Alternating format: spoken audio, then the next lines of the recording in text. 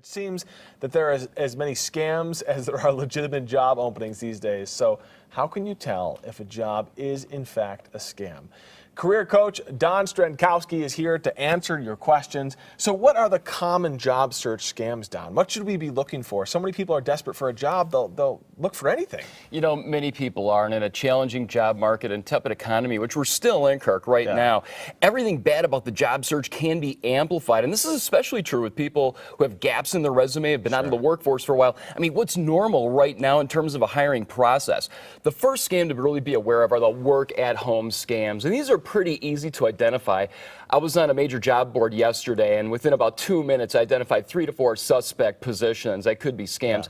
They always offer high pay and low hours, right? An athlete's dream, earn $100,000 from home. So the axiom holds true. If it sounds too good to be true, it probably is. So once again, use your gut, use your intuition, but be on the lookout for work-at-home scams. And if they're asking you for personal info?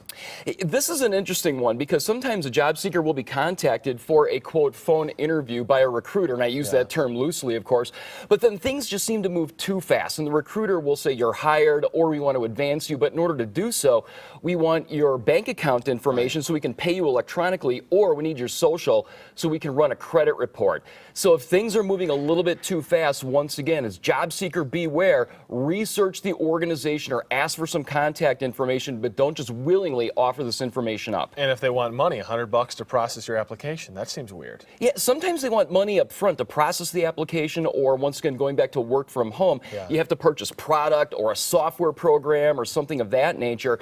Many times job seekers will be invited to an interview, which turns out to be a group interview with 20 other people, and a pitch man selling them to sell product or sign up for a distributorship. Kind of a multi-level type of thing. And people will call and say you were recommended or they found you for this job. That can be true, but oftentimes that's not true. Legitimate recruiters and hiring professionals look at the internet all the time looking for viable candidates, but once again, people with gaps in their work history, who've been out of work for quite a while, they can be targets for scammers. So very, very often these recruiters will contact people, and the key here, the flag is, if they're using a personal email address like a Yahoo or a Gmail or even an AOL, and they don't have any sort of contact information, it's probably going to be a scam.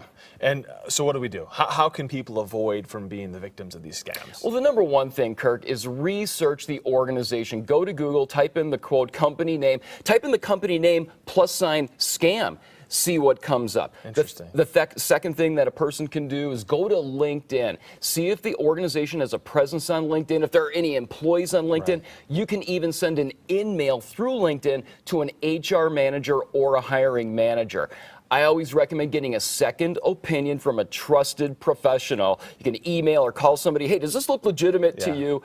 And then finally, use your gut, use your intuition. Once again, there's a lot of scams out there that just look too good to be true.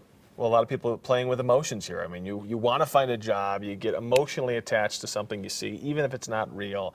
So you just got to be careful, it sounds Certainly, like. certainly. Don, thank you so much. Some great tips.